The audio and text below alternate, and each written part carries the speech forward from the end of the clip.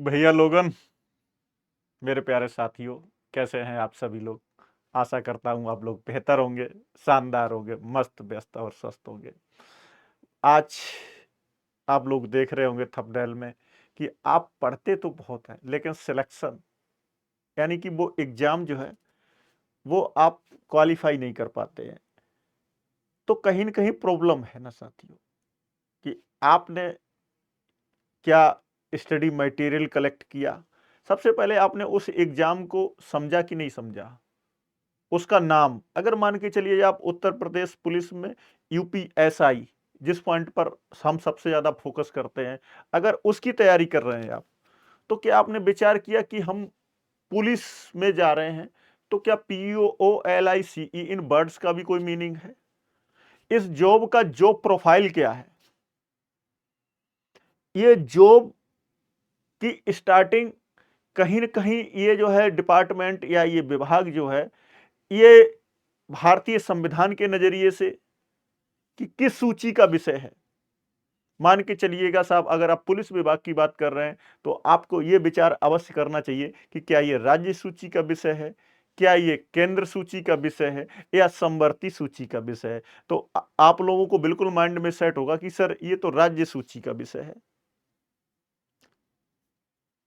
तो जब आप 7th शेड्यूल की बात करेंगे, यानी कि राज्य सूची में जब जाएंगे आप, तो आपको वहां ये क्लियर कट मिलेगा कि साहब पुलिस अगर राज्य सूची का विषय है, तो इस ये बात बिल्कुल क्लियर है कि साहब इसके वेतन और इसके भत्ते और इसकी जो वर्किंग स्टाइल है, कार्य प्रणाली है, वो कहीं न कहीं राज्य के हित में निर्धारित की गई होगी। आप कहेंगे बिल्कुल, जी सर, जी भैया, बिल्कुल सही बात है। अब आप उसी विभाग में यूनियन पब्लिक सर्विस कमीशन में एक आईपीएस, यानी कि इंडियन पुलिस सर्विस, जो कि union public service commission UPSC जैसी संस्था यानी कि लोक सेवा आयोग है, वो कंडक्ट कराता है, जिसके बारे में भारतीय संविधान में आप लोगों को मैंने ऑलरेडी बताया है कि अनुच्छेद 315 से लेकर के और 323 तक। तो मेरे कहने का मतलब साथियों ये है कि अगर आयोग है, जैसे राज्य का राज्य लोक सेवा आयोग है, तो पुलिस विभाग में वो एक पद पीपीएस, प्रोवेंशियल पुलिस सर्विसेज की बात करते हैं, प्रांतीय पुलिस सेवा जिसको हिंदी में कहते हैं। वो जो रैंक आती है वो एसीपी, जहां कमिश्नरेट सिस्टम है, और जहां जनपद ये व्यवस्था है वहां पर सीओ बोल देते हैं, सर्किल ऑफिसर बोल देते हैं, या जो टेरिटरी है वो डिप्टी एसपी की बात करते हैं, डीवाईएसपी जिसको कहते हैं। हम इन पॉइंटों पर, अब हम नॉन गजेटेड पर बात करते हैं। अराजपत्रित में, अराजपत्रित में पुलिस विभाग में रिक्रूटमेंट करने के लिए उत्तर प्रदेश पुलिस प्रोन्नति एवं भर्ती बोर्ड है। आप कहेंगे बिल्कुल सही, सही बात है सर। ये जो भर्ती बोर्ड है ये अराजपत्रित अधिकारियों ओब्लिक कर्मचारियों की भर्ती करता है। अब अगर भर्ती बोर्ड की बात करेंगे तो यूपीएसआई ये एक अच्छा पद माना जाता है साथी। हालांकि आरक्षी पद भी है, ऐसा नहीं है कि वो पद अच्छा है वो पद खराब है। अपने हर एक पद का अलग अलग वर्किंग स्टाइल है, दायित्व हैं, जिम्मेदारियां हैं। तो साथियों, सबसे पहले अगर आपने उस विभाग को नहीं समझा, आप अगर शिक्षा विभाग में जाएंगे, तो सबसे पहले आप भारतीय संविधान के नजरिए से तो देखें। हमारे देश का जो संविधान है, जो सबसे बड़ा तंत्र को रेगुलेट करता है, इतने बड़े लोकतंत्र को रेगुलेट करता है, उसके व्यू से, उस पवित्र पुस्तक के व्यू से, जिसमें बहुत ही शानदार विचारों को इन्वॉल्व किया गया, उसके नजरिए से उस विभाग को पहले देखें कि साहब किस सूची में, क्या संवर्ती सूची? बोले जी भैया, शिक्षा संवर्ती सूची का विषय है, इस पर केंद्र सरकार और राज्य सरकार दोनों को अलग अलग विषयों पर जो है रूल और रेगुलेशन बनाने का, नियम और कानून और विनियम, चाहे वो विधानसभा के माध्यम से, अगर केंद्र सरकार की बात करेंगे तो वो लोकसभा के माध्यम से। राइट है, बिल्कुल सही बात है, इसमें कोई दो राय नहीं है। अगर आप एक हमारा सबसे बड़ा कमीशन जो कि नॉन गजेटेड अराजपत्रित में एसएससी बोलते हैं, जिसे स्टाफ सिलेक्शन कमीशन भी कहते हैं, यानी कि कर्मचारी चयन आयोग है, यह भी नॉन गजेटेड अराजपत्रित को केंद्र के स्तर पर रिक्रूट करता है। यानी कि केंद्र, हमारी जो केंद्रीय व्यवस्थाएं हैं उनमें अलग अलग पदों पर जो हमारा कर्मचारी चयन आयोग है, स्टाफ सिलेक्शन कमीशन है, यह रिक्रूट करता है।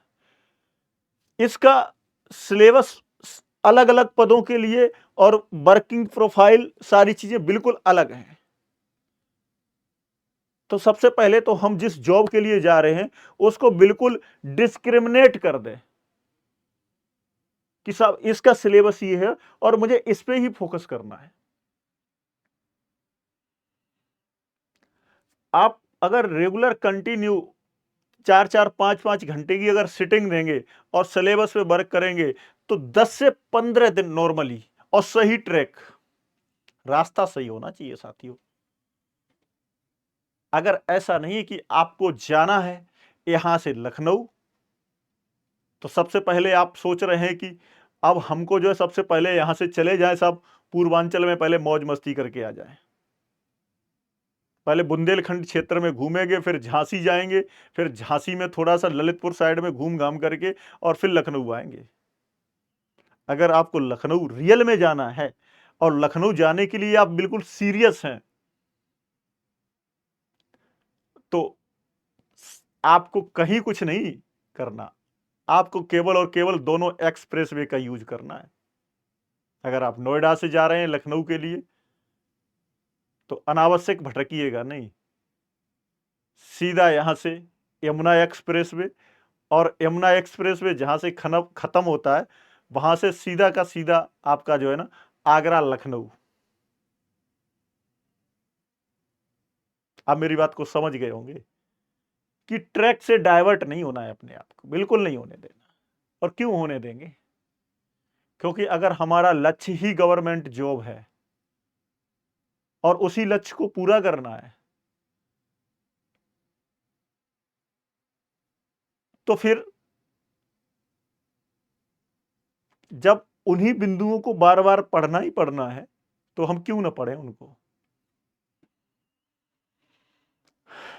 सही दिशा निर्धारित करिएगा, टाइम पीरियड फिक्स करिएगा, बाकी की सारी टेंशन को एक साइड में रख दीजिएगा कि जो टेंशन आज आप बेरोजगार होते हुए, तो जब आप किसी पर्टिकुलर पद पे पहुंच जाएंगे तो वहां पर कुछ काम आज आपको स्वयं जाकर के करने पड़ रहे होंगे ना, तो जब आप कहीं सेलेक्ट हो जाएंगे साथियों, तो कुछ काम ऐसे होंगे साथियों आपके फोन से भी हो जाएंगे, आपके फोन से हो जाएंगे। थोड़ा सा आपका व्यक्तित्व और आपकी जो पर्सनैलिटी है और जो आपके व्यक्तिगत संबंध है उसमें कहीं ना कहीं बहुत बड़ा परिवर्तन आ जाता है साथी।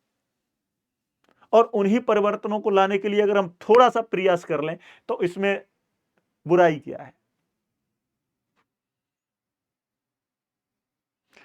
सिलेबस, बार बार पाठ्यक्रम, बार बार किसी भी जिसके लिए भी आप जा रहे हैं पाठ्यक्रम पे पहले फोकस करो, पहले पाठ्यक्रम पे फोकस करो, उसके बाद में कंटेंट कलेक्ट कर लो, उसके बाद में अपनी सिटिंग बना लो, सिटिंग बनाने के बाद सारी चीजें आपके माइंड में क्लियर हो जाएंगी। आप अगर ऐसा नहीं करते तो आप 1 हफ्ते तैयारी कर लीजिएगा, 2 हफ्ते तैयारी कर, 15 दिन के बाद में फिर 10-15 दिन का मौज मस्ती गैपिंग कर दीजिएगा, तो आप जहां से चले थे फिर वहीं पर आ जाएंगे। कोई भी एग्जाम, कुछ बच्चे 3 महीने में, कुछ बच्चे 6 महीने की तैयारी में, कुछ बच्चे 9 महीने की तैयारी में, और कुछ कंटिन्यू तैयारी ही करते रहते हैं, और तैयारी करते करते जो है हमेशा तैयारी में ही रहते हैं। तो हमको उस कैटेगरी में नहीं, बड़ा से बड़ा गजेटेड पोस्ट का अगर एग्जाम है कोई न कोई दिक्कत वाली बात नहीं, उसमें 2 साल 3 साल तक आपकी अपनी क्षमता के अनुसार समय ले लीजिएगा। लेकिन अगर किसी अराजपत्रित किसी भी पद की तैयारी कर रहे हैं, मुझे लग रहा है 1 साल तक इनफ है। 1 साल आप लोग मन लगा के तैयारी कर लेंगे, और जिनका आईक्यू लेवल बहुत शानदार है तो 6 महीने में भी कर देते हैं, कोई दिक्कत वाली बात नहीं है। हमें तो केवल सिलेक्शन से मतलब है। तो सारी चीजें बिल्कुल माइंड में सेट हैं और क्लियर हैं कि साहब सबसे पहले हमको पर्टिकुलर निर्धारित करना है, ये पढ़ना है। सब टाइम टेबल फिक्स कर लीजिएगा, अपने आप को अपने आप में क्लोज कर लीजिएगा, सोशल मीडिया से दूरी बना लीजिएगा।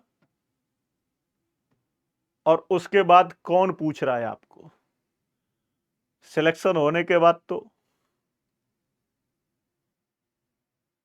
आपकी लाइफ बदल जाएगी, लोगों के विचार बदल जाएंगे, सब चैन बदल जाता है। तो आप लोग इन हमारी बातों पे बड़ा फोकस करेंगे और गौर करेंगे, कंटेंट को कलेक्ट करेंगे, अपने आप में अपने आत्मविश्वास को उस स्तर पर रखेंगे। जिस दिन जिस एग्जाम की तैयारी शुरू कर दें, मान लें कि मेरा ये चयन हो गया है, और प्रयास करें कि साहब इसके लिए इतनी मेहनत की जरूरत है, उस मेहनत में 1 मिनट की भी कटौती नहीं होनी चाहिए। और कंटिन्यू, पहले आप 1 हफ्ते का रोटेशन बना के देखिएगा, 15 दिन का देखिएगा, 1 महीने तक अगर कोई भी चीज आप रेगुलर करेंगे ना, तो पत्थर पर भी निशान बन जाता है साथियों। 31वें दिन आपको कुछ नहीं करना पड़ेगा, आपकी आंखें राइट टाइम खुलेंगी, आपका माइंड राइट टाइम काम करेगा। 15 से 20% जो सिलेबस कवर हो गया होगा वो आपको मोटिवेट करेगा। जब 2-3 महीने की तैयारी हो जाएगी तो 30 से 40% सिलेबस कवर हो जाएगा, वो आपको बूस्टअप देगा। और जब आप लगातार 6 महीने तैयारी करेंगे तो आप ढलान पर किसी भी पहाड़ी पर चढ़ चुके होंगे, आधे रास्ते पर, आधे रास्ते से आपको टारगेट दिखने लगेगा। और फिर जो है ना, जो आपकी 50% जो हार्डवर्क है ना, वो अगले 50% पे वही एफर्ट जो है ना, वो स्लोप का काम करेगा। और स्लोप में डाउनफॉल स्लोप आपको शो होगा। जब आप 50% की तैयारी करेंगे तो अगले 50% की तैयारी में कोई दिक्कत नहीं आती है। जैसे आप ग्राउंड में दौड़ते हैं ना साथियों, अगर मान के चलिएगा आपको कहीं 20 राउंड लेने हैं, मान के चलिएगा कि जिस समय मैं सिलेक्ट हुआ तो मुझे 25 राउंड 400 मीटर यानी कि 10 किलोमीटर की रनिंग थी। तो 10 किलोमीटर का मतलब साथियों ये है कि 12 राउंड, और जब 13 राउंड 12 राउंड जब हमने क्लियर कर लिए और 13वें राउंड में आए, तो फिर उल्टी गिनती जिसे कहते हैं ना, डाउनफॉल शुरू हो गया। जैसे 13 हुए तो 14, फिर 15 हो गए, जब 15 हो गए तो 10 ही रह गए, 9 रह गए, 8 रह गया, 7 रह गया। यही चीज है साथियों तैयारी के पॉइंट पर।